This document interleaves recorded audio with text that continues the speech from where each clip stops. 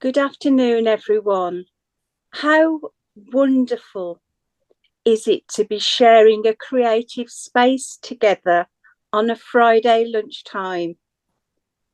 So it's Friday, it's 12:30, and it's Meet the Author. My name is Alison Geeson. Lovely to see you, and I'm a non-executive director in Black Country Healthcare Foundation Trust. On behalf of BCH, I really am truly delighted to have been asked to open and welcome this first of its kind event and set the tone for recognising that creative writing, creativity, all aspects of it, can really make a difference and impact on mental health recovery. We've got a wonderful team here today supporting the event in Cal and Helen from our library services, the amazing Black Country Healthcare Bard, Mr. David Stocks, and the person who provides above and beyond support to us all in the Boston, Kate Pritchard from our communications team. We have as star guests two local authors, Lisa Billingham and Julia Sutton, who are oozing with creativity and who have personally navigated mental health challenges and shared their journeys through writing. Lisa has shared with us that writing has been her saviour and doubts that she would have discovered her passion for writing had it not been for her poor mental health journey and recovery.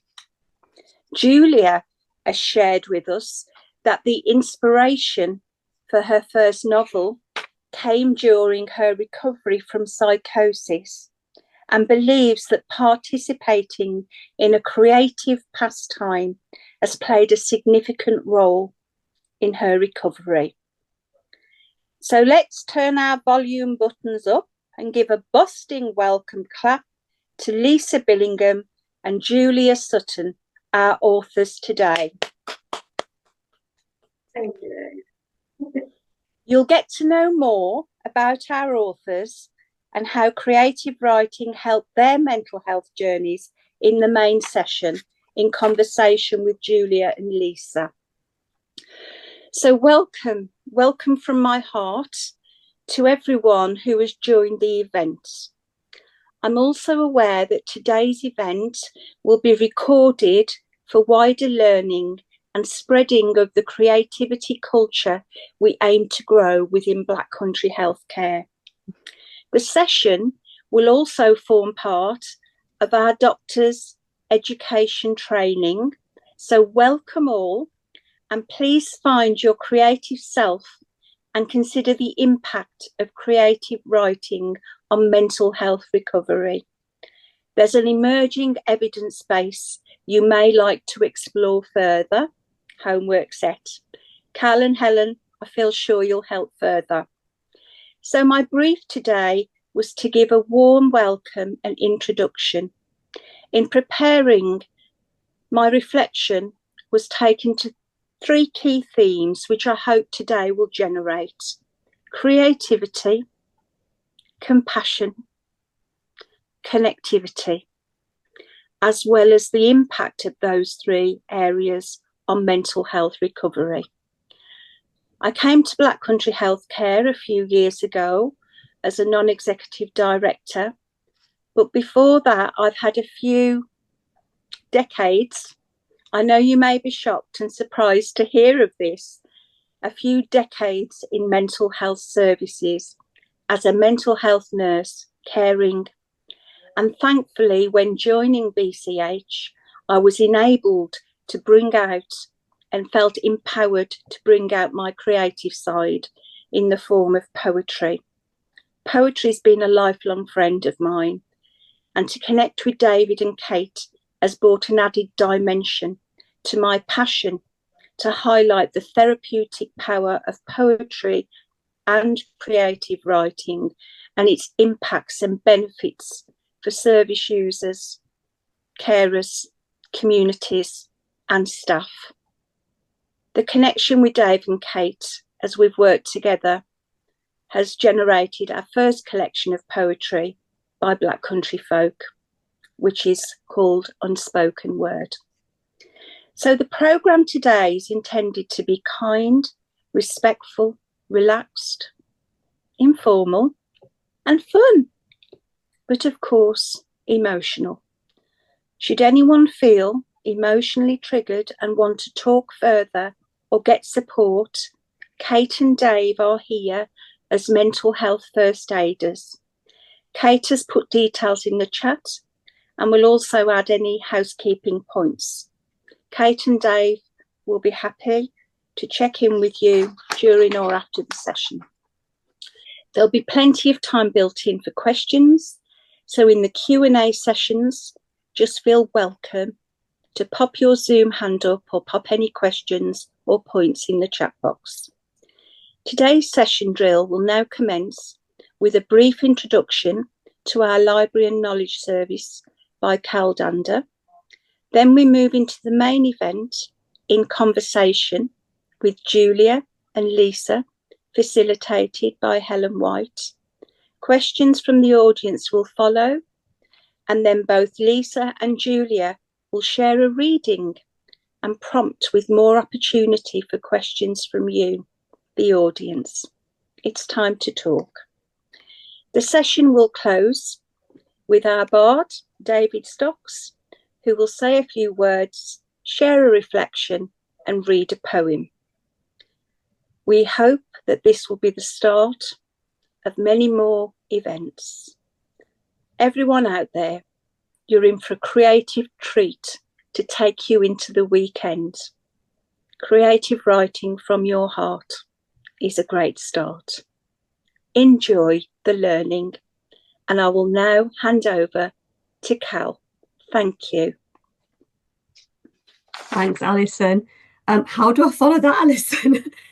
So for those of you obviously that don't know me on the call, my name is Cal Dander, Head of Knowledge and Library Services. I'm thrilled to have helped bring this event to life with the support obviously from Alison, Comms, and obviously my colleague here, Helen, today that's on the call as well, and she'll introduce herself later on in the conversation as well.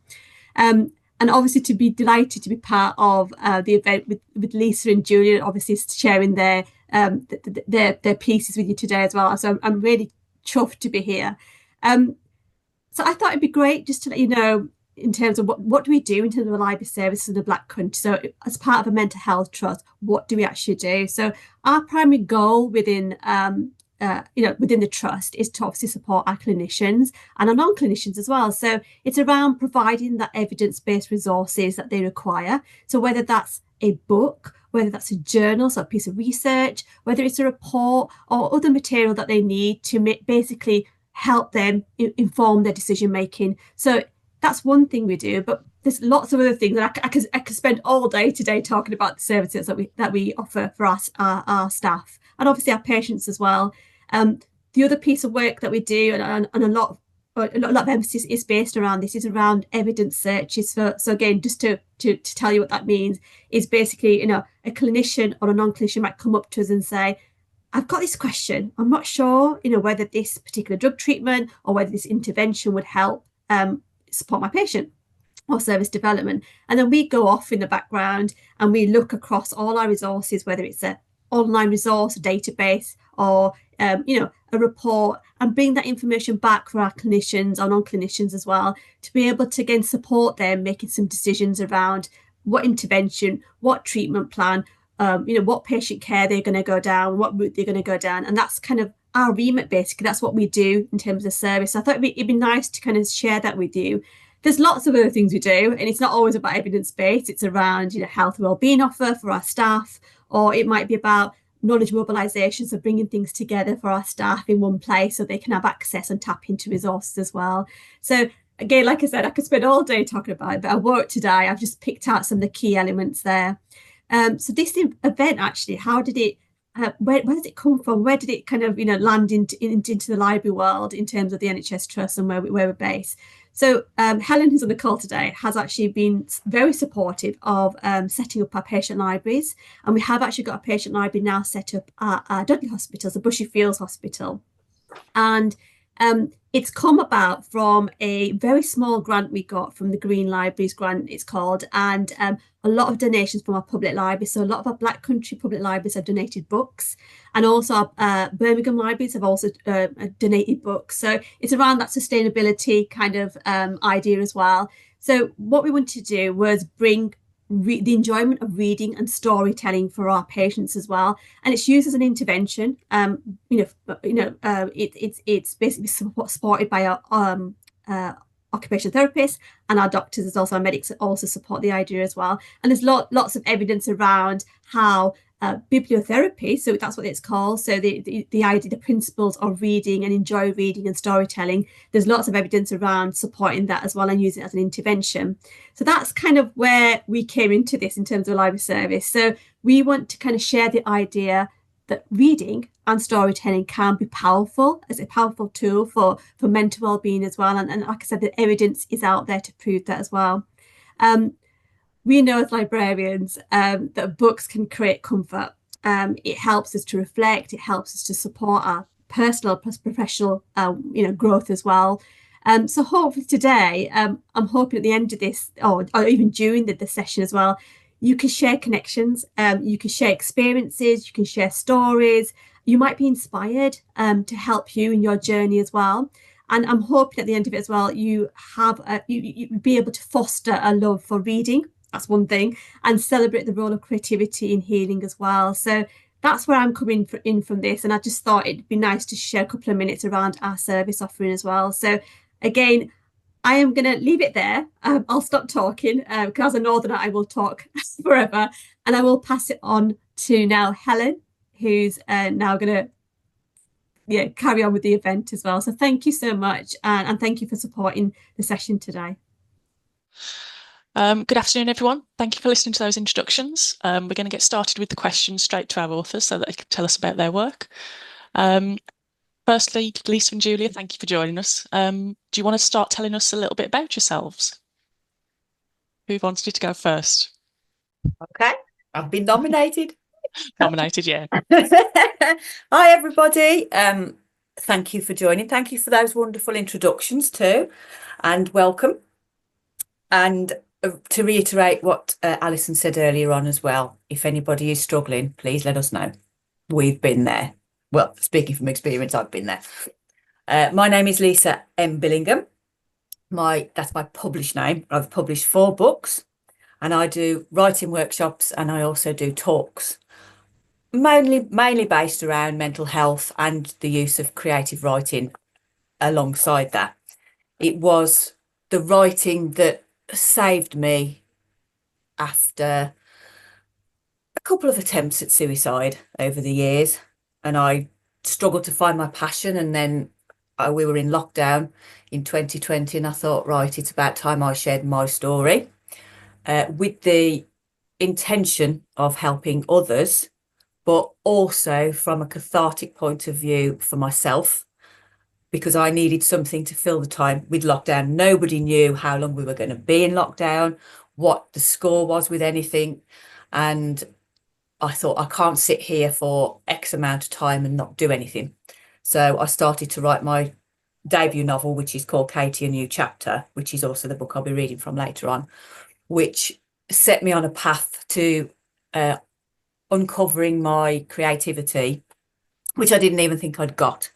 I didn't think I'd got a creative bone in my body. I now understand that my brain is actually wired more creatively than it is academically, but it took me a long time to realise that and to come out the other end. So thank you for hosting this session as well, and thank you for inviting me, because I think the world needs more of this, because we all need help, we all need support, and as Alison said earlier on, kindness and compassion go a hell of a long way, especially when you're struggling.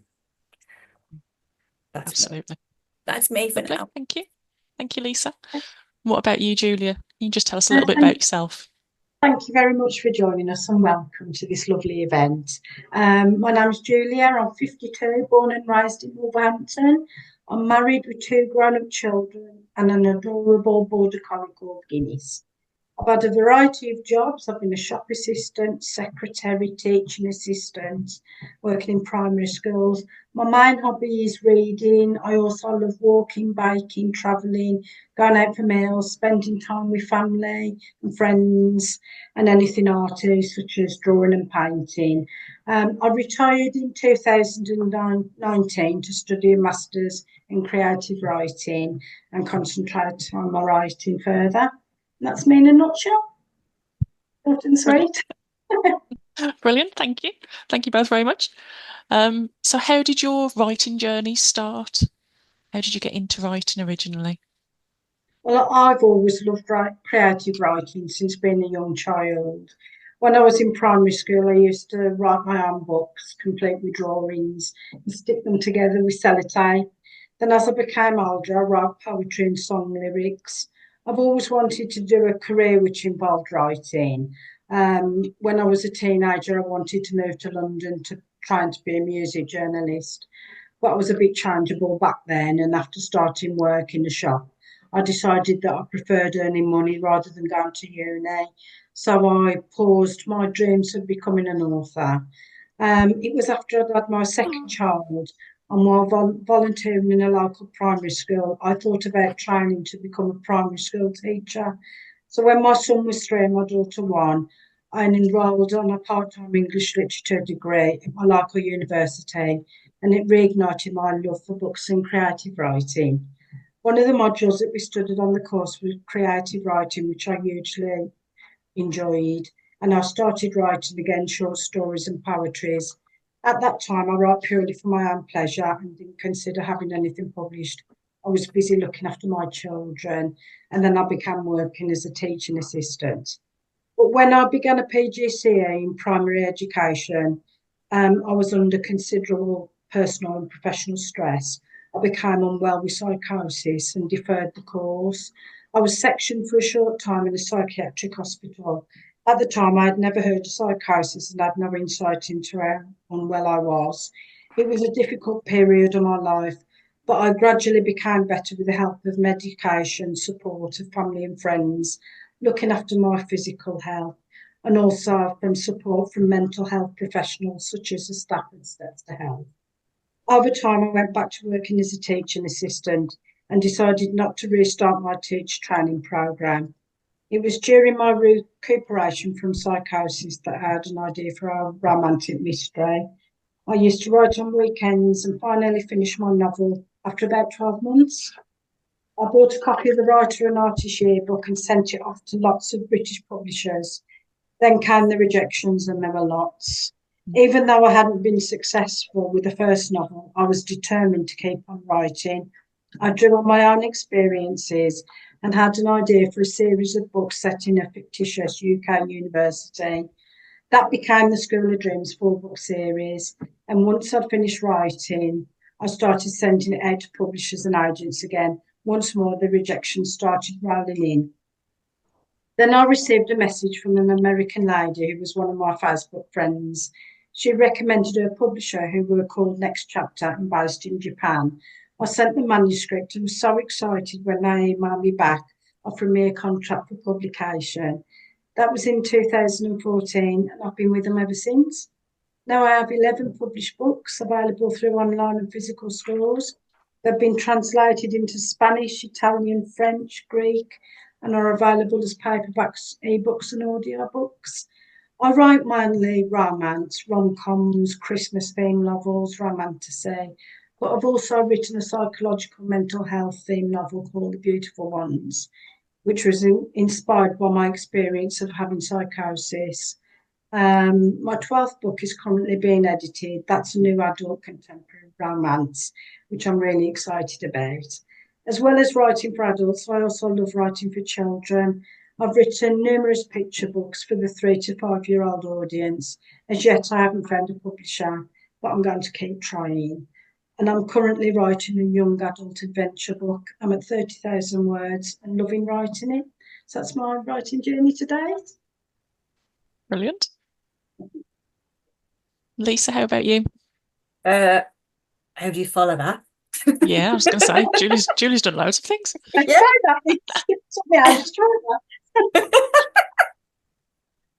I started, as I said, in 2020 with Katie, a new chapter. I never really got. I've always read. I've always been an avid reader, but I never really considered writing creatively until I was stuck into lockdown. And I wanted to. Then I decided I wanted to write everything, and I wanted to write children's books. And then like, whoa, stop.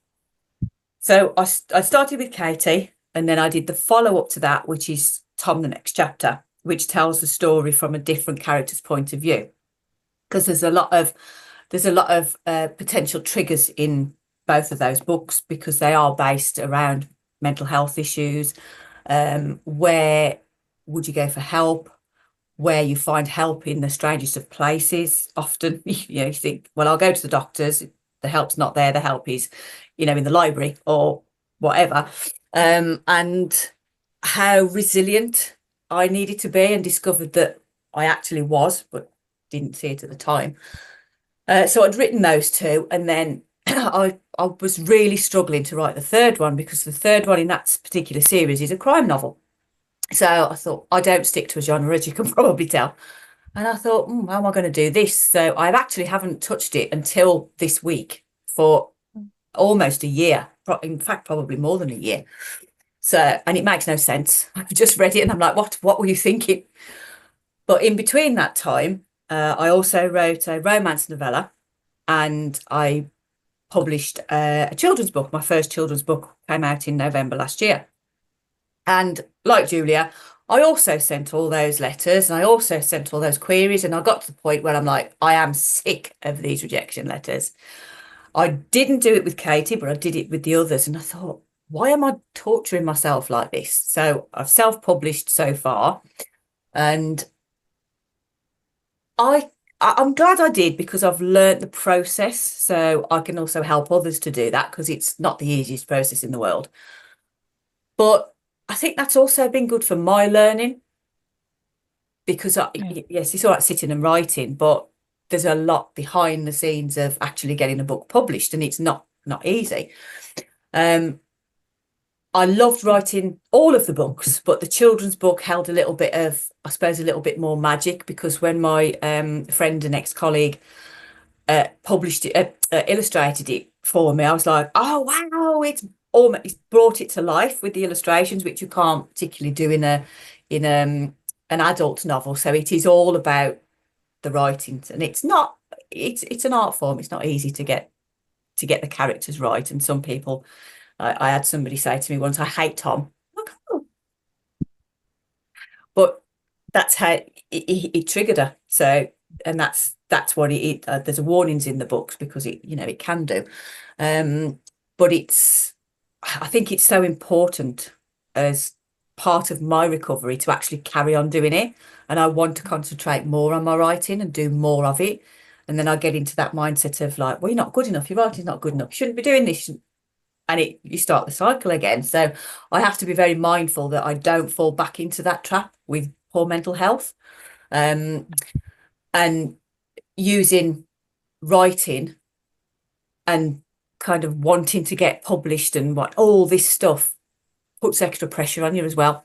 So sometimes I'll go away and I'll just write something else that I'm like, I'm never going to publish that, but it's just for me, for a journal. And then last year I did that, and I shredded the entire thing, because I thought, well, I don't need to keep this. I don't need to look at it again. Last year's gone, just shred it.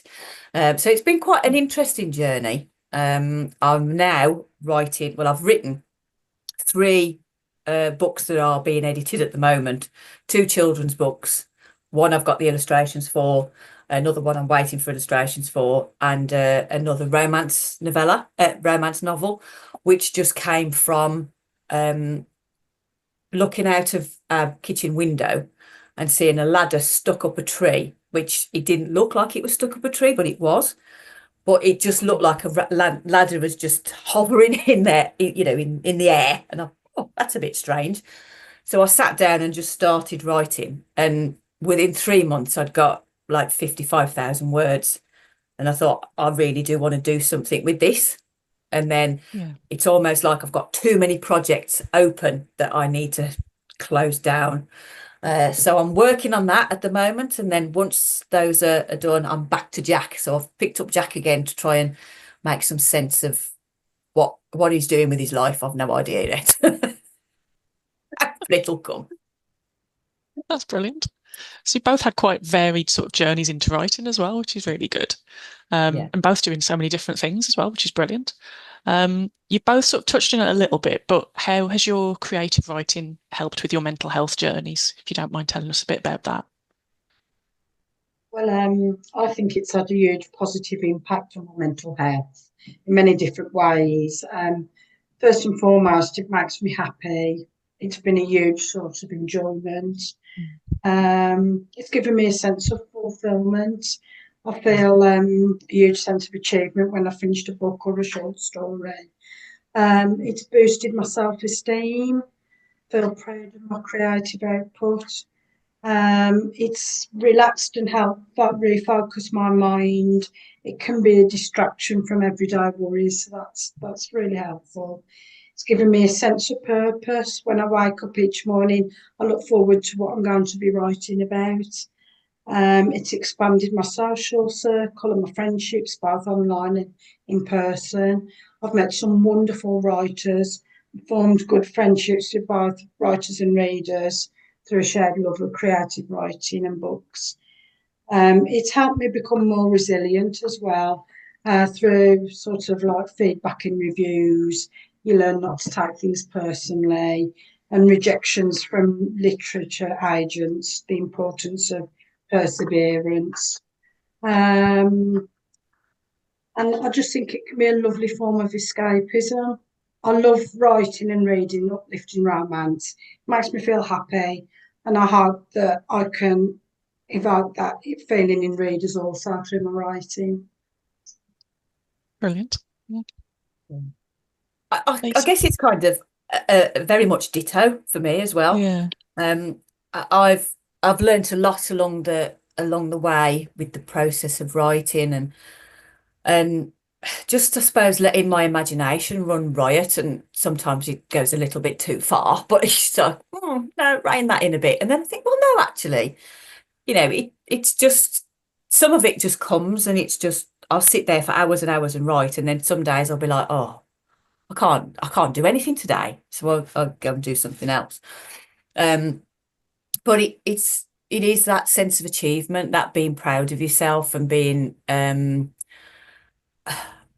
boosting your self-esteem and your self-belief. And it really does test your resilience, because as Julia said, you've got agents that like, your work's not good enough. That's the way I took it when I first started querying. I thought, no, it doesn't mean that. It's just the wrong time, or the wrong type of writing, or whatever. Yeah. And it's building that self-esteem and that confidence and that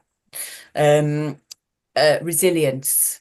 And I think it's probably made me stronger as a person as well. Very much very vulnerable in my writing because of the subject matter that I sometimes write about, but also very resilient to go, well, not look at me, I've done, but I've come through this, and if I can, you can. And I've actually been reading with people, and I've been running workshops with groups of people, and I've had messages to say, your book saved a life. And I'm like, well, you can't really ask for anything more, I don't think, because I think that was just, when I got that message, I was just, wow, that was what I wanted it to do, but never quite believed that it would. And that, you get so emotionally involved with the characters, and you can see yourself in that character. And the young lady that my friend lent the book to was suicidal, and she said, I can't believe the difference in it from reading the book. And I went, it wasn't just from the book. And she said it was. She said it was the next day, I could just see the total transformation in her. And she decided what she was going to do, and where she was going to go, how she was going to do it. And I thought, wow, that was something special for me, and that's why I continue to write as well. For me, for the cathartic side of it, because it's still I find it cathartic, and sometimes I do use it in that way. Sometimes it can be just for the creative side, just for the creative side of it. But when you hear things like that and you actually witness it, because I have seen it, I was working with prisoners, and one of them had been abused and never told anybody. He was in his 30s, and he said it's making some sense of why I've made a mess of my life, basically, were his words.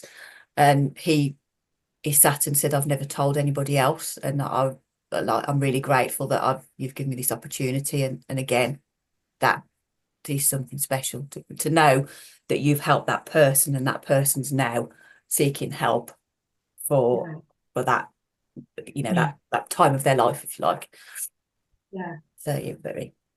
It's very rewarding, isn't it? When That's the word. Yeah. Very, very rewarding. Yeah.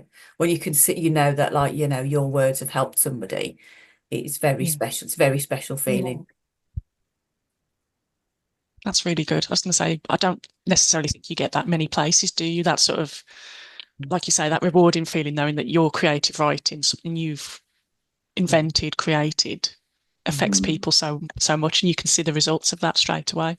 You don't see it often, do you? Even like in reviews, sometimes people hold back, or they go a bit too far or whatever. But for people to actually say it to you, or to experience it when you're there, is something else. Because I've worked with, there's domestic abuse in that book as well, and I've worked with domestic abusers who shook my hand and said, thank you, I can see it from the other point, the other side of the coin. And it's really made them stop and think what they're doing, and sort of look at themselves and think, why am I doing it, and how can I stop it? Which obviously is what we want to happen. Yeah. It's the power of good writing and reading, I'm guessing. Yeah. So talking about writing in particular, what does a typical writing day look like for you? Do you have a particular routine or anything? Well, the first thing I do is have a cup of tea when I wake up. Good plan. Then I usually do a Tai Chi workout most mornings. That helps wake me up and gives me a mood lift. Then I'll have breakfast, do a few household chores, and switch the computer on. I used to write at the dining room table, but a few years ago, my husband redecorated my daughter's old bedroom, turned it into a study with a desk, PC, and printer. I've got shelves full of my books, quotes on the wall, and it's painted a lovely sunshine yellow. I've also got a furry mat for my dog to curl up on, and he keeps me company. It's a really lovely space to focus on writing and shut out the world. So then when I've turned on the PC, I usually get distracted by social media for a good half hour. Then I'll compile a short writing plan of what I want to happen in each chapter. This is usually flexible and often make changes as I'm writing. The characters have a habit of dictating what I write, so I let them loose to have fun. Then I'll set the timer on my phone and start writing. I usually write in 1 hour bursts, have a break in between, grab a cup and go for a walk, visit family, or back on social media again. And usually, if everything goes to plan, I'll write for about 3 to 4 hours over the day. I'm not one for sitting still for hours writing. I need breaks in between. And then in the evening, sometimes I read over what I've written in the day and maybe proofread, edit, or just as a recap for the next day. That's it then. Brilliant. The next day. Lisa, what about you? I need to be more Julia. I'm like, ooh, I don't do any of that. Some good ideas there. Yeah, I'm like, hang on a minute, I need to take some notes here. I'm very similar in that I'll have breakfast, have shower, blah blah blah, and then I'll switch on and it's that social media thing that really, really irritates me, because I'm like, stop doing it, it's not doing you any good. Hence, I've deleted a lot of my social media accounts in the last couple of years, and I feel better for it because I wrote a children's story, so they're, and proof's in the pudding somewhere. But I'm very, I suppose I'm very sporadic in my writing, because I'll get an idea or a prompt or something. I've joined a writing group, so they'll give you a prompt, and then 2 weeks later you read you read it out, and then I'll sit and I can probably make potentially a novel from one of those occasionally. But then I'll have times where I'm like, oh, I don't know what to write, or do I pick up a book I've already started, or do I go back? Do I write something for children, or because I write so many different things and I don't do genre specific stuff, and I've stopped planning, although I am having to go back to planning, which is a bit bizarre, with Jack, because he fits in with so many other books. I've got to have some kind of plan. So it's going to be weird going back to doing that after not doing it for like 18 months. So I don't know how that's going to work out, to be honest. But then even with that, like Julie said, I'll go for a walk, I'll stop to have breaks and things. And I think that's important, whatever you're doing. And then I'll come back to it and I might think, oh, and some ideas come from nowhere in the middle of the night. And I'm like, oh, okay, I'm not going to write that now. And if I don't write it down, I forget. And I think, oh, okay, whatever. But I can sit, when I was writing the latest romance one, I sat, strangely enough, in the churchyard, in the graveyard, for about 4 hours, 3 or 4 hours, just writing, and literally because I handwrite first, and I find that kind of connects my brain a bit better than typing, although I do both. And then I type up and I do sort of my first edit when I'm typing up, and then go back and edit later. So I'm a bit of a misnomer, I suppose. I'm a bit of an anomaly because I don't work to a plan. In so much as my day's structured around it, I sit and write, I suppose, when I'm drawn, and like Julia said, when the characters are like, Easter, do something with me. That's it. They deserve to be read about. They deserve to be out. Yeah. Brilliant. So is there anything in particular that inspires or influences you with your writing? I'd say music can be quite a big influence on me. When I'm listening to music, it can inspire me with plot ideas. Exercise as well, walking outside and breathing in the fresh air, looking around at nature. It seems to find the creative synapses. I can get inspiration from everyday objects as well. For example, while I was watering my house plant the other day, I had an idea for a children's story about a giant house plant who goes on a rampage around the village. So that just popped into my head. Also, I get inspiration from dreams. I've been stuck on a plot line and I've woken up and I've had a dream about it. So I'm quickly looking for my notebook to write it down, running into the study. And I'm also a part of an online writing group with 3 other writers. We check in twice a week and share writing news, how we're getting on with our work in progress, and any advice we might need. And they're really lovely and kind. We motivate and uplift each other and inspire each other. So that's good as well. That's really good. Oh, that's nice. I've forgotten what the question was now. Is there anything in particular that inspires your influences your writing? Oh dear. Yesterday was a long day, sorry. I think a bit like Julie, it's like I said earlier on with the ladder. I literally just saw that ladder and I just went, I'm going to do a bit of writing. So I locked myself in the spare bedroom, and then a couple of hours later I've got the beginnings of what is now like the novel that's being edited. And sometimes use, although not so often now, word prompts, but very much when I'm out and about, observations, and I keep notes of bizarre things that I see or smell or hear or whatever. And a lot of it I do use in my books. When I first started to do that in 2020, I don't revisit it very often, but maybe it's time I did revisit the original notebook that I kept, and see if there's anything that sparks my inspiration there, because sometimes I write it down and I've got notes on my phone as well if I've been out walking, and the burnt out car that I've just actually been clearing out stuff on my computer and I saw the photo of it and I thought, oh wow, which I also used in the first book, 2 books, and which will be used in the third. So I think it's everyday life, everyday objects, just, you know, creatures doing different things that you wouldn't expect that make you laugh, and just anything really. I think you can write about or draw absolutely anything, if Yeah. you know, if you feel drawn to. So it's life, I suppose, is my inspiration. Yeah. I guess. Brilliant. So anything can really become a creative Yeah. tool for you. Yeah. Anything can inspire you. That's really good. That's good to know. Yes. There's hope for all of us, possibly. Yeah. Yeah. Exactly. Okay, lovely. Thank you very much. We're going to switch to see if there's any questions for anyone in the audience now. So if anyone wanted to put anything in the chat, or if you wanted to raise your hands, come off mute. If you've got any questions for Lisa and Julia, just let us know. We had one the other day, didn't we? We did. Katie Yeah, I was going email to say, we one? have got one question from someone. I was going to say, if I read that one first and then give everyone a second just to have a think. So the question that we had earlier was, how do you personally cope when writing if something triggers you?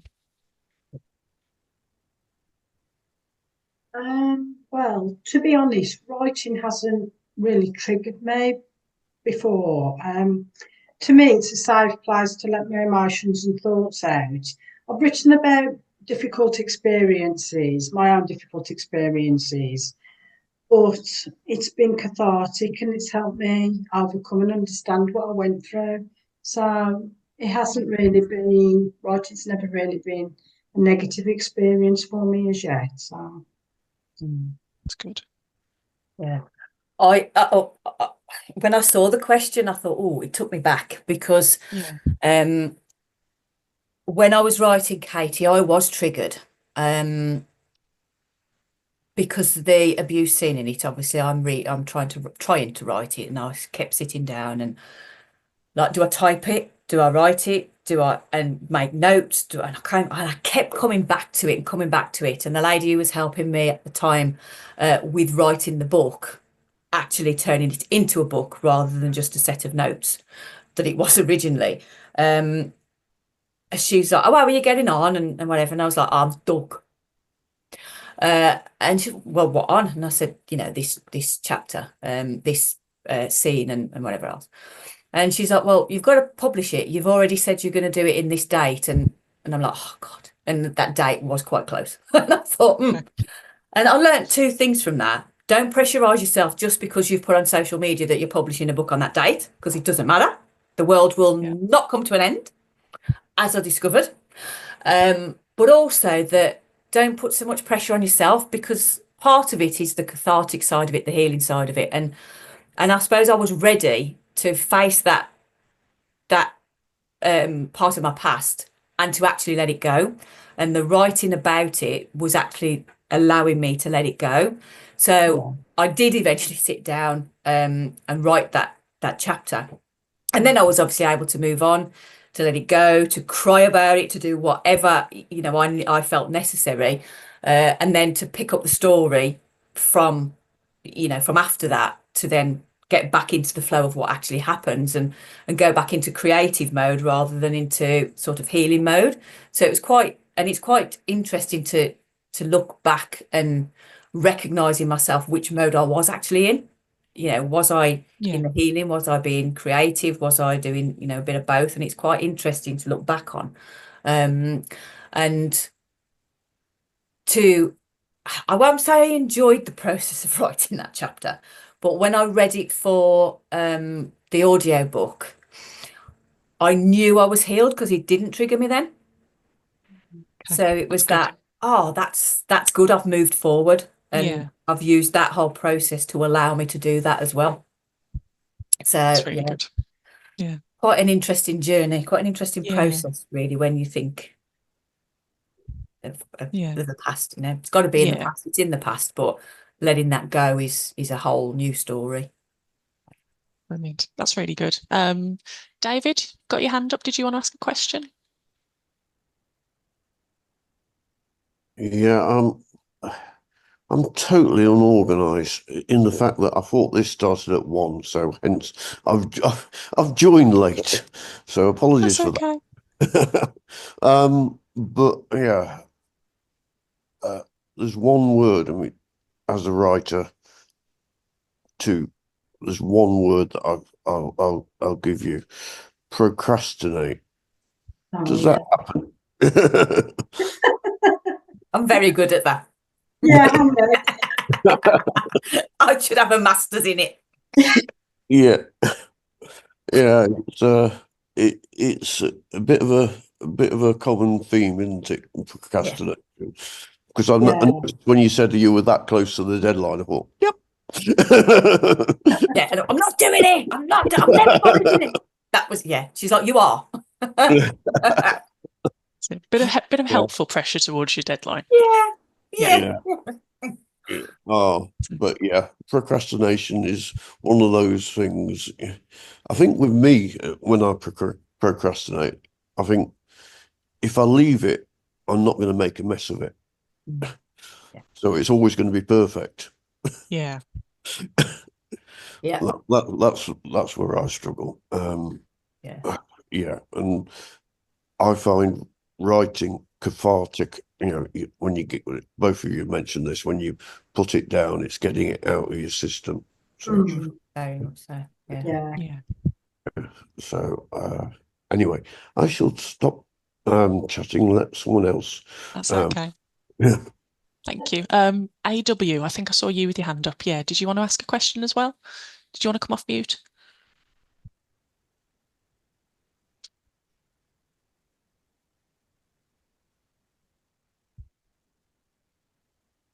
Okay, sorry. I That's didn't know how to do this. I was intrigued what kind of music is your inspiration, Julia? And with Lisa, is it really like any object, any smell, anything what you will see? Is it a trigger or inspiration? Like with Julia, one of the inspirations will be music. Yeah, I mean, I like all types of music, dance, classical, slow music. I'll listen to anything really, apart from heavy metal. But yeah, I don't know what it is. I just put my headphones on and relax, and then I've got my notebook and I just get ideas for the plot. And it must do something to my synapses. Yeah, so definitely all types of music I Yeah. find as a source of inspiration. And Lisa, what about you with objects and everything else? It genuinely can be anything, literally anything. And sometimes they are triggers rather than inspirations. And then something will come from that. And it could be that I just journal. So something I see triggers me, or hear or smell or taste or whatever, triggers me, and then I journal about it, so that I'm back to like the cathartic bit of, yeah, it's time for that to go. Could have been something that happened years and years ago. But then 9 times out of 10, it's more likely to be an inspiration, and like, oh, what could I write about that? Or well, I wished I could draw properly, really, because I think sometimes I see things so vividly, be like, "Oh, it would be so useful if I could draw," but yeah, no. But just about anything, everyday occurrences. And like, I was watching two squirrels a few weeks ago running up and down a tree chasing one another, and it was I was doing this and I was like, wow. And then I made a note. I haven't written anything about it, but that is something that I made a note of, that in a couple of years' time I'll probably look at that and go, oh yeah, I remember that. And then that may start me writing something else. So look out for a book about two squirrels. A couple of years. I can give you to observe my two rats when they playing. I bet they will inspire you. Oh, cool. Yeah. Oh, wow. Nice. Yeah. Fantastic. It makes me and my daughter belly laughing sometimes when Yeah. they playing. I want, if it's okay, one more question to both of you. As you mentioned, both of you cathartic, and that it was helped you to go through certain stages of your life. Do you catch yourself often that you're like assimilating with some of the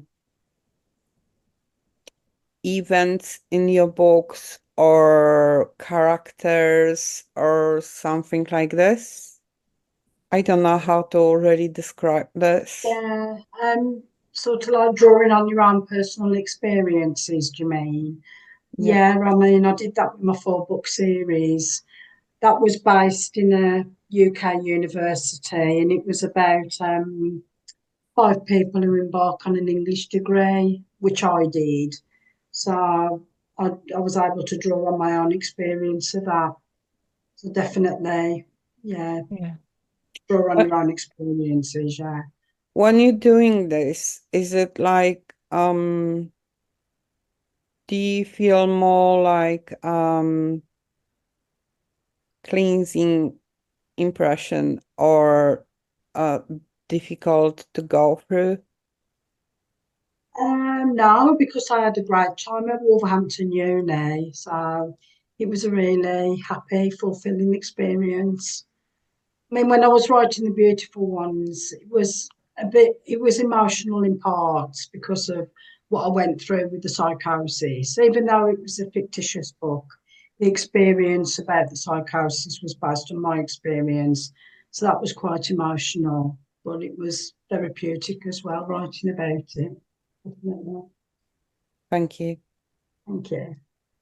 Yeah, I'd say the same. I think it's I think with all of my writing, certainly certain elements of it I draw on my own experiences and sometimes experiences of others, obviously, because I've written a book from a man's point of view and I'm not a man. So I had to do a lot of research into that and what kind of triggered them. But obviously I had to be very careful with not triggering them or and helping them through if it did. And I think it is being able to draw on those personal experiences to be able to write it, to be able to help yourself and write it and get it out, but to also have that potential for helping others as well with the reading of it. Somebody messaged me when I first published Katie and said, "Is Katie you by any chance?" And I was like, "Yeah." And I think she's me, but she's a lot of other people as well that have gone through those things or are going through those things. But yeah, I think drawing on your personal experiences, it's very powerful as well because it's powerful for you and it's powerful for your reader. Thank you. Thank you. Helen, we've just got a question in the chat I just wanted Yeah. to flag with you. Yeah, So thank you. Katie, what was life like before you found happiness through writing?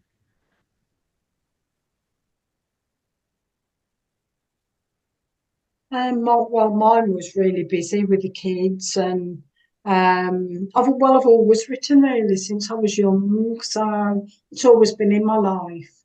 But there were times when I was busy with other things with my children, and I had other hobbies then, like walking, and I've always loved reading, always loved books out, so it's always been a source of happiness. But writing's always been there. I think for me it was probably different. The reading was always the source of happiness, I suppose. I'd lose myself in a book. Yeah. But until I actually started writing, I suppose right up until the point when I actually published Katie, I was still in a bad way mentally. Not as bad as I had been, because I'd been made redundant from my corporate job, and my corporate job tipped me over the edge. Bad relationships tipped me over the edge, and I think it was a combination of everything that kind of got too much. And it was finding the outlet because I'd had counselling, I'd been seeing a mental health nurse, I'd done therapy, I'd trained as a crystal therapist, I've trained as a wellbeing coach, and all of this I was doing for other people, thinking, oh, if I can help somebody else, I'll help me. And I had to go, actually, stop. And right now, look after yourself, then you can go and look after other people. And I think the writing showed me that and helped me to be able to do that, to be able to kind of heal myself first and then say, right, now I can help you, or now I can help somebody else. And I think life before the writing was quite sad and depressing for me. And that was, you know, if I look back at it now, I even went to work abroad. I worked abroad for 9 months, and I know now I didn't make the best of that because I was still struggling at the time, because that was 2019 and early 2020. And I look back now and think you should have made more of that situation. I think it's about learning to take each day as it comes, making the most of it, whatever you're doing that day, and then that day's over, let it go. But it's taken me a long time to get there. Yeah. It's a good philosophy, though. Yeah. David, did you have another question?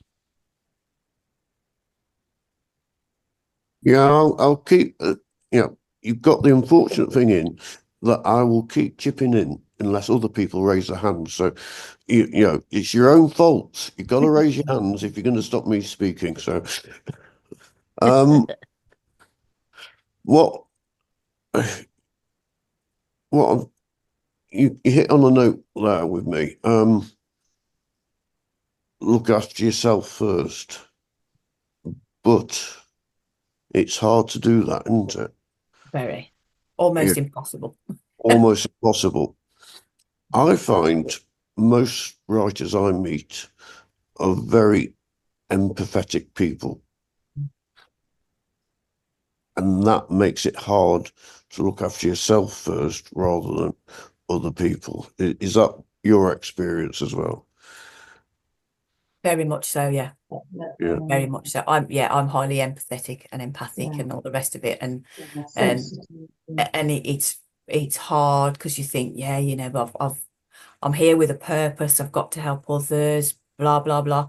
But then you think, but it's that old saying, isn't it? You can't feed from an empty cup. And I did that for many years, and I thought, why has it taken me so long to get to bounce back after, you know, the most trivial things?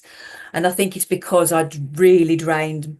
My cup was like bone dry, and it needed refilling before I could help others. And then you come back, you build your resilience, you build your strength, and you can, and you're better for it, and so are they. Because if you're helping somebody when you are, you know, cups dry, then you can't give them your best either. No. I thought it was much the case. It just sort of struck a note with me that because it's automatic for people like us to help other people first, and so hard to help you. And you know, it's important. Someone's got a hand up, so I shall lower mine now. Can I ask a question, please? Yeah, go for it. Thank you. I'm Naz. I'm a counsellor in Sandwell Talking Therapies, and I think it's I tuned into this because it's absolutely fascinating, and I'm just inspired by both yourselves, Julia and Lisa. It's fantastic. I've just been Googling and trying to find out your books and everything, but I think the main thing, I've got loads of questions, but I'll stick to the main one, and that is, what advice would you give to someone who would love to start writing? I've got journals from the age of about 10. And I'm a real writer. I've been journaling for years and years. I use it now as a reflective practice within my own therapy, but also on personal level. So you could write from so many angles. I'm a mom. I happen to be a Christian. I've got a lot of knowledge and experience sort of on my spiritual journey, if you like. I've been married 29 years. There's just so many angles at which I can approach it, and being a counsellor as well. So that's one thing that's a little bit of a tension within me. Probably stop me from starting the writing because I don't know what angle I should, which audience am I hoping to speak to, if you like. So what advice might you give to someone in that position? I'd say I'd go with write what you love, what you Okay. enjoy reading, and what you love writing about. Follow your heart, not what's trendy in the market at the moment.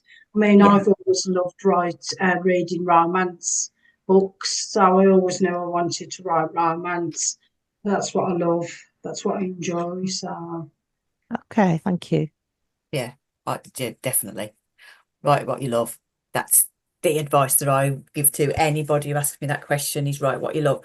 And I think it's there's so much pressure out there to, well, you've got to write for an audience if you want to do this, and you want to be a bestseller and that, but not everybody wants to do that.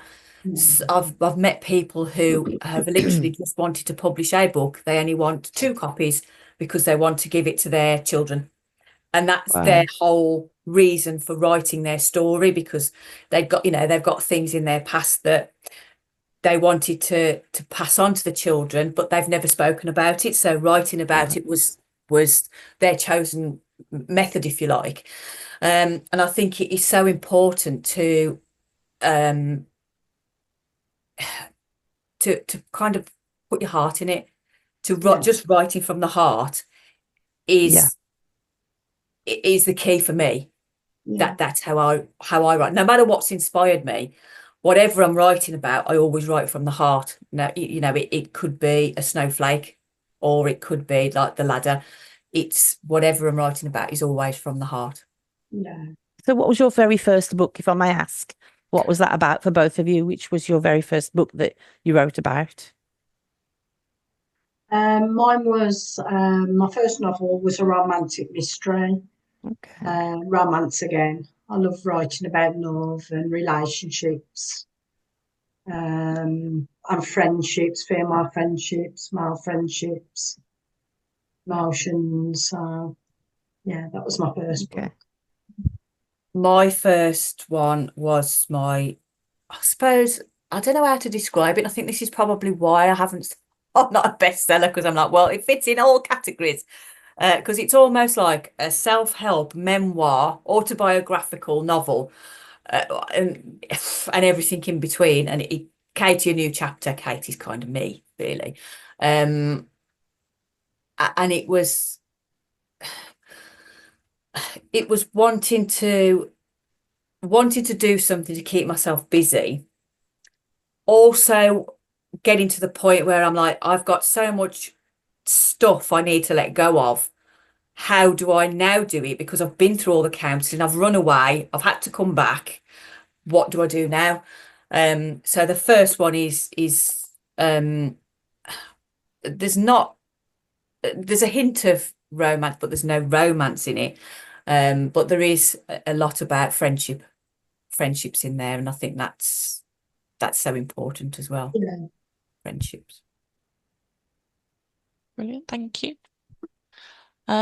Alison, did you have a quick question? I'm just really conscious that I don't want to miss the readings from both of the books as well. Of course, just a quick comment. Sorry, did I get your name right, Naz? Yeah. I could really relate to what you've said about, where do you start? I said to my husband recently, because someone had said to me, you should write a book, and I said, well, what would I call it? Where would I start? And he said, well, you'd start at the very beginning.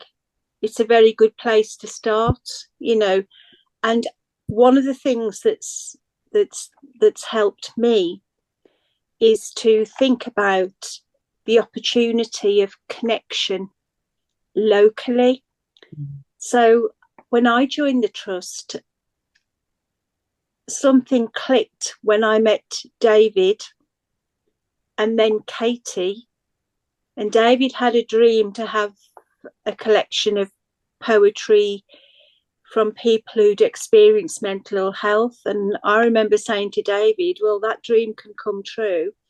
And sure enough, it did, in a local publication called Unspoken Word. So I suppose the point I'm making is, think about the connections that you have, the culture that is before you in terms of poetry connections within the trust and beyond, and obviously our speakers and attendees today, the support out there which will help you to feel empowered and enabled and supported. I'd just like to share that little tip and experience with you, because it's helped me. Thank you. Thank you, Alison. Alison, that's lovely. I can see that we've got another couple of questions in the chat, but if it's okay, I'm going to come back to those later. As I said, I'm really conscious that I don't want to miss the 2 extracts from the books as well, in case people do need to leave smack on 2 o'clock. So Lisa, if you're okay to go first, did you want to read us an extract from your book and tell us a little bit about it? Okay, so I'm just going to pick, I know how long these are, so I'm trying to find a fairly short one. We'll just go with this. So this one is this is the first one. This is Katie, a new chapter, and she's been for an interview. She's got a job in a pub. She's not got much confidence. She's really still struggling with her mental health, and she meets this guy, the chapter's entitled John. Monday, 11th of March, lunchtime. Oh, hello, just a Diet Coke, please. I don't drink. No ice, though, thank you. Coming right up, Katie says, with more confidence than she feels, turning her back on him to pick up a bottle of Diet Coke and a glass from the shelves in front of her. He looks quite nice, she thinks to herself, until her inner bitch pipes up. Out of your league, love, give it up. She's quite nice, he thinks to himself. How can I talk to her, though? Katie turns back to the bar, pours the drink into the glass. 89p, please, sir. Thank you, miss. You're very welcome. Enjoy your drink. Katie walks away, slightly pinker in the cheeks than she was when he first entered. She wants to have a good look at him, without making it obvious, of course. And from the opposite side of the bar, she can see him in the mirror. Picking up a cloth, she begins to dust the higher shelves, slowly moving the bottles around to buy her time to take sneaky peeks at the stranger. He doesn't look like he's from around here. Very thin and emaciated, ripped jeans and lots of silver jewellery, and a gold signet ring hanging from a silver chain too. How very odd. I'm 24 in November, and he must be a similar age. Very strange.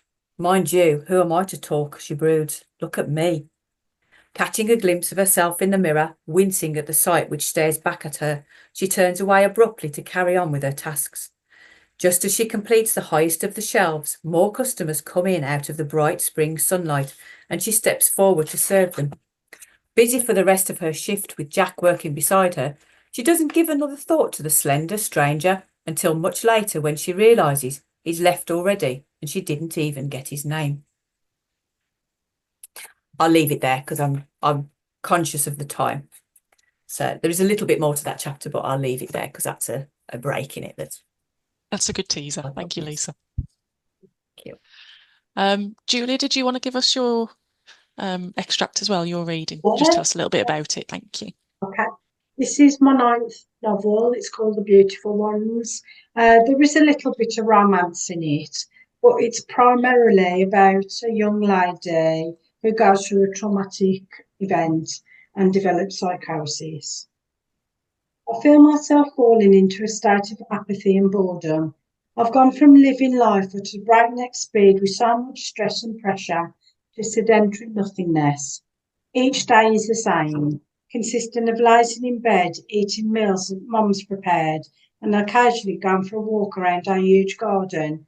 I can't even sit outside and top up my vitamin D, as the weather has turned awful. Lashing rain and howling winds sweep across Great Harrington.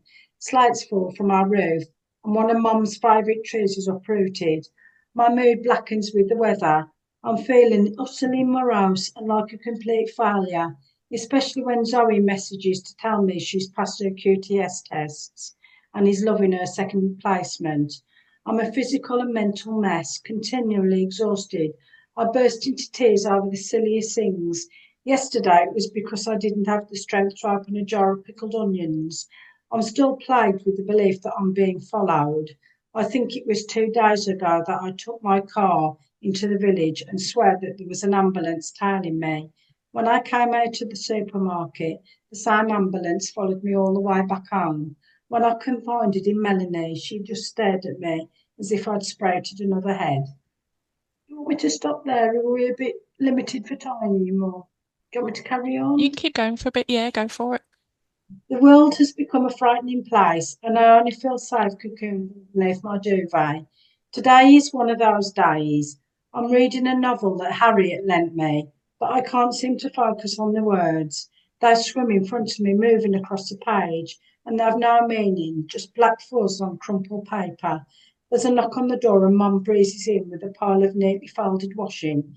Please don't ask me what the book is about, I silently pray, because I'm halfway through and I've no idea what the plot is or who the main characters are. Thankfully, Mum seems more interested in the dust covering my dresser. This room could do with a clean. She wrinkles her nose as she surveys the mess. It's so dark in here, Caitlin. How on earth are you reading? Mum puts down the washing and strides across to fling open the curtains. Sunlight floods through the windows, making me flinch against the headboard. You remind me of a vampire, she laughs, from one of those old black and white films. Now I'm cooking spaghetti for lunch, your favourite. It would be nice if you ate downstairs with the rest of us, honey. I haven't seen you properly since Thursday. Easy, I croak. Saturday, love, and it's almost midday, so I think you've had enough sleep. He pulls back my duvet. This needs to be washed too. Mum, I grumble, can't I have any privacy? You've been alone enough, she says with calm authority. It's not healthy for you to be cooped up here on your own all day, so get dressed, come downstairs, I have a surprise for you. I open my mouth to protest, but she's already left the room. Thank you. Just little coincidences that I noticed. Obviously, both of your characters, your main characters, you've got Caitlin and Katie. Which, because when I read both books, I thought, this is a very strange coincidence. Just one of those things.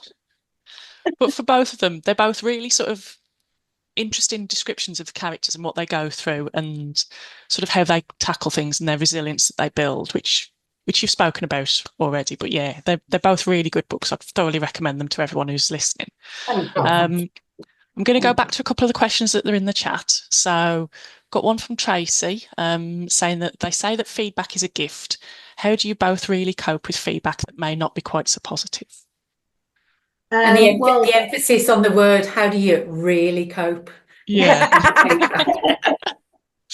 Well, when I first, my first book was published, and I had a few bad reviews, I was really upset. I'm not going to lie, it really upset me. But then my husband said, oh, you know, take the notice, not everybody's going to like it. So I just built up resilience, really, in every book that I've published since. It's got easier to cope with it. Now I'll take the notice, really. So I do look at the reviews, but yeah, I try not to take it to heart. No, I've got used to it. So, what about you, Lisa? Yeah, I was a bit the same in the good old days. If anybody was, you know, said, I don't read my reviews anymore. I publish and then I move on, or try to, because I think, you know, these things take time to build up and everything else. But in the first days and I was like, it's no good. And then it kind of kicks your confidence. But then after a while, I'm like, well, actually, it's not going to be everybody's cup of tea, because I pick up books and I'm like, oh, I can't read that, you know, after a few pages and it's okay. You know, it's not going to be everybody's cup of tea, and that's okay. And I had somebody who doesn't know me read one of the children's books that I'm in the process now of publishing, and she came back and she was brutal. She was brutal, yeah. And the friend who asked her to do it and sent the feedback, he went, I'm really sorry. before he Yeah. sent it.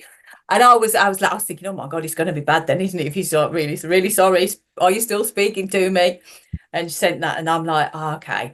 But it was really useful. It was constructive, so it was really useful because it helped me go, well, I know the story because it was the dog from the first 2 books, so I know the story. I've got to make sure that somebody picking up that children's book can read it without knowing the other stories, and obviously from a child's point of view as well. So it was really good. So I welcome it, but I would like you to be polite, please. Yes, constructive. Yeah, exactly. Yeah. You can learn things from it as well, can't you? Yeah, Critical absolutely. feedback can be helpful. So you can learn something from it and develop as a writer. Definitely. Yeah. Definitely. Polite feedback is good. Yeah. Yeah, exactly. Yeah. Can I ask, how did you feel after writing your first book? When that first book went out, how did you both feel? Oh, I was so excited when I had my contract off the publisher, the first publisher, and the first contract. I was so excited. Yeah, and then when I held my first book in my hand, it was just so exciting. Yeah, so A sense of happy. achievement. Yeah, fantastic. Yeah. Wonderful.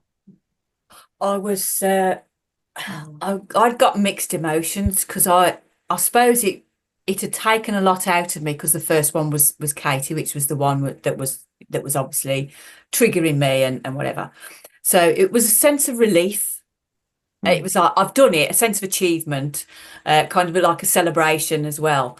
The excitement was there, and you get the book and like disbelief as well, because I'm like, have I really actually just written this book? Is that real? So it was very, very mixed. It was very, it was exciting, and it was, it was, it very mixed, very, very, and I think it depends what type of book you're writing as well, and the themes and things in it, and of how you kind of felt. But yeah, it was very mixed. I remember feeling, yes, I did it, and thank goodness it's finished and it's done. But also, oh wow, I've just produced this, like, Yeah. Brilliant. Thank you. Lovely, thank you. We've got a question in the chat from Hannah. How do you handle fame? I will let you know. Yeah, I'll come back on that in another couple of years, hopefully. But you've already written so many books, and obviously you're locally known authors as well.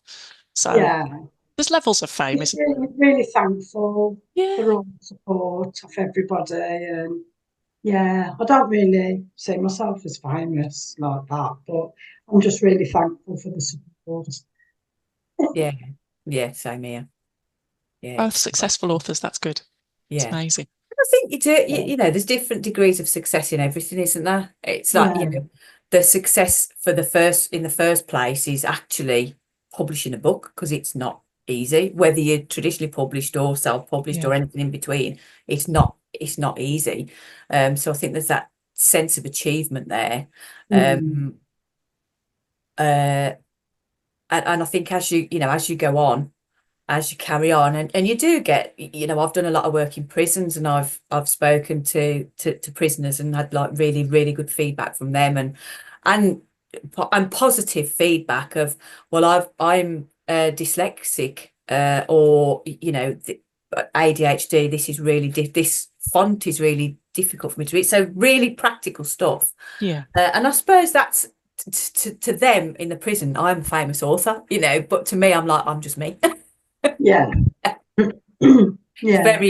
Very interesting thought there. Giving me something to think about, actually. That's really good. Has anyone else got any other questions at all? I think just one quick one, if I may, if you don't mind. When you're embarking on some project, whatever it might be, quite often, like, the energies in this world sort of come against you, and there's efforts to try and sabotage what you're doing.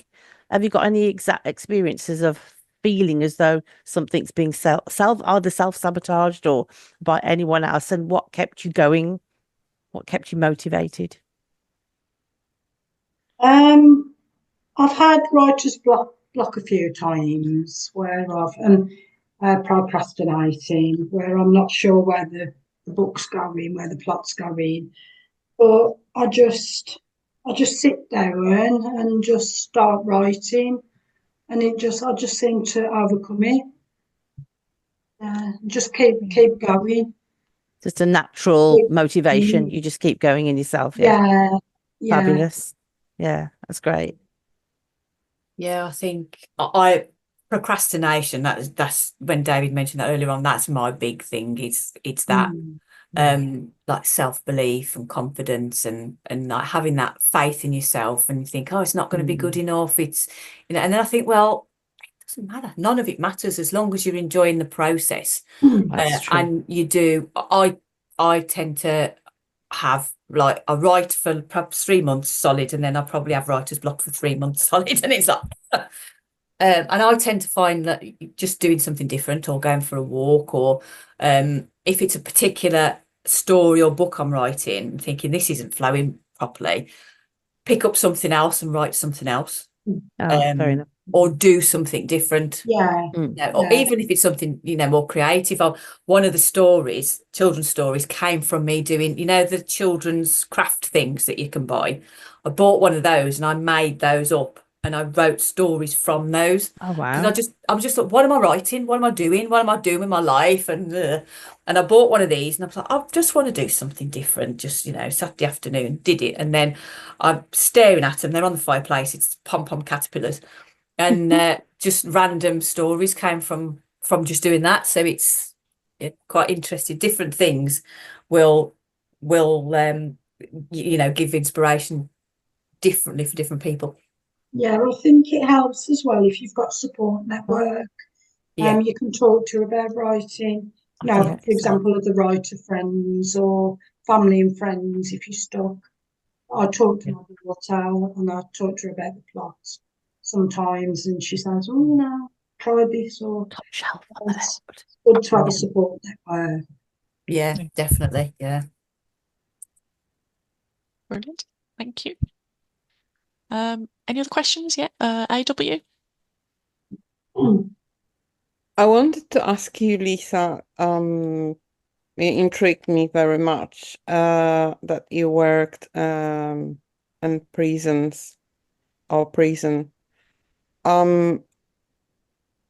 Actually fine art student on level 6. And I discovered a few years ago that I love writing. Actually, I think I liked writing all my life, but I was low self-esteem and everything like this, self-sabotage in my own language. Then I was not brave to write in English because it's my second language. But I began poetry, especially. But coming back to my question, in the process of hopefully contacting with one of the prisoners artists, and I do feel like I'm ready, but to be honest, very honest, I hope I'm ready. Was it difficult for you to, or maybe if you would like to share your first impressions or experiences when you approached the facilities and some of the prisoners?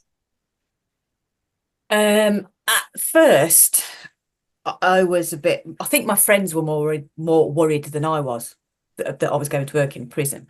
I've worked in a couple. And at first I was a bit like, what am I going into?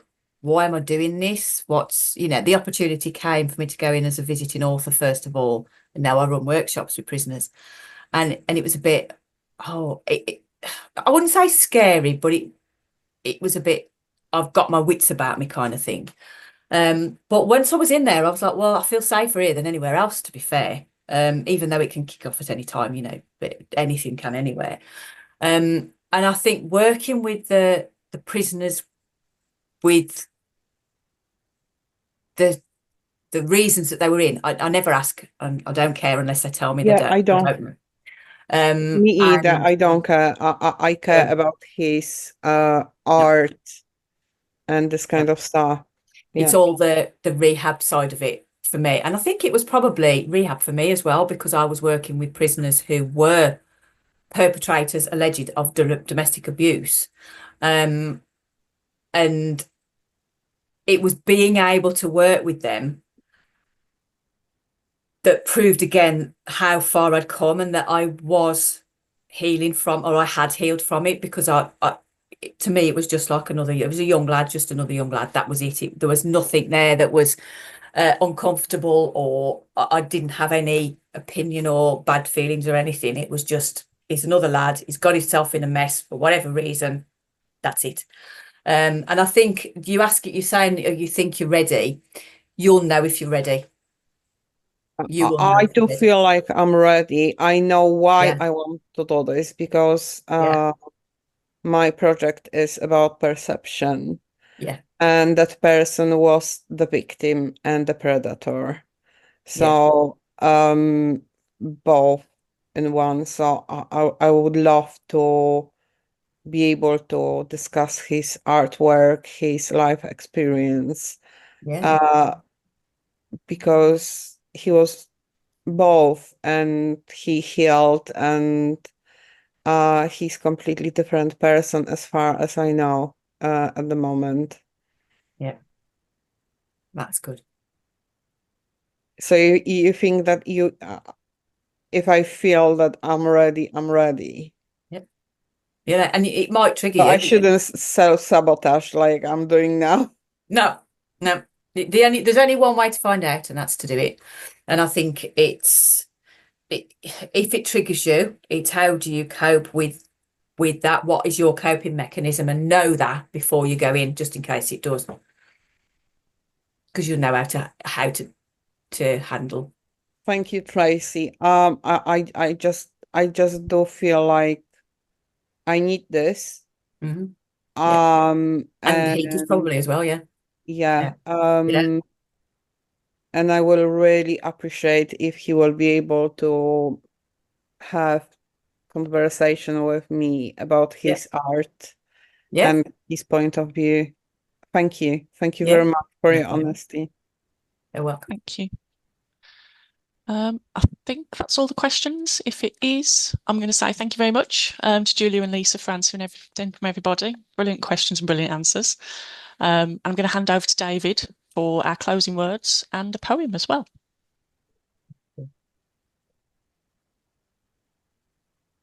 Oh. David, you're unmuted, I think. Yeah, it's the only way of shutting me up. It's fantastic. What I love about this sort of event, and it's very much like our unspoken words events, is it's a group of like-minded people that, you know, is sharing similar experiences. I get a warm feeling from this sort of thing.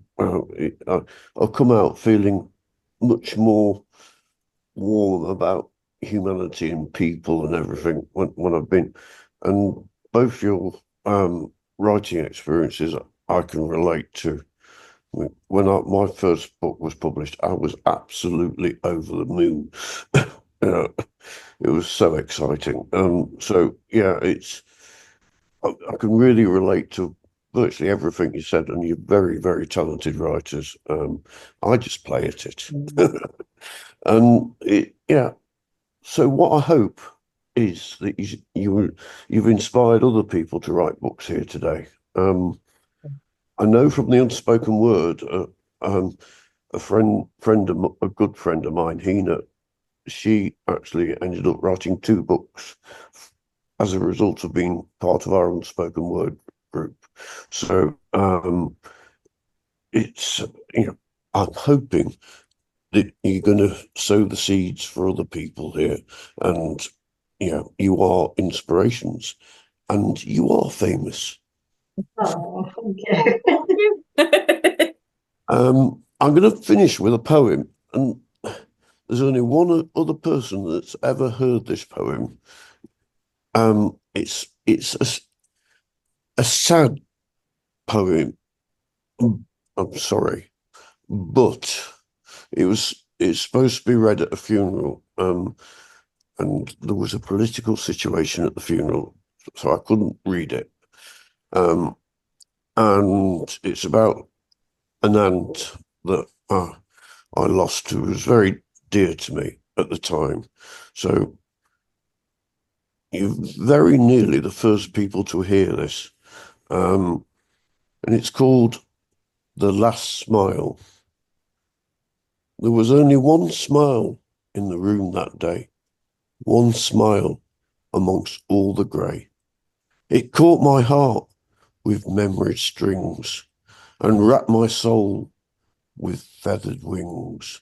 Fragile and pure, it lit the room, temporary lifting the resident gloom. In a smile I was gifted, anointed and blessed, tenderness lifted with its caress. A lifetime encased in a smile, preserved forever within my heart's file. Now, at this time of loss, her memory will gather no moss, for that smile will never go away, bringing me comfort night and day. I share it with you, so keep it safe, deep inside a special place. Touched by a smile I'll never forget, in a world that's now tinged with regret. It takes strength and beauty for that smile to be cast, and it will stay with me forever, inside me will last. There was only one smile in the room that day, one smile amongst all the grey. Lovely. Well done. I'm not very good at reading. That was But, lovely, thank you. yeah. I just thought so many poems of mine that have been written that people have heard before, and it's a good time to be able to share this, because I haven't been able to share it before. So, yeah. That was lovely. Yeah, lovely. Yeah, Thank you. thank you. Okay, so we're going to conclude there, but thank you all very much. Thank you for sharing all your details, all of your information and all your creativity. We've got contact details for people in the chat as well. And thank you for everyone who's attended. Thank you, everyone. Thank you, all of our authors. Thank you. Thank you. Thanks a lot. Very much. Thank you. Bye bye. Thank Thank you. you. Thanks. Bye-bye. Bye bye. Bye.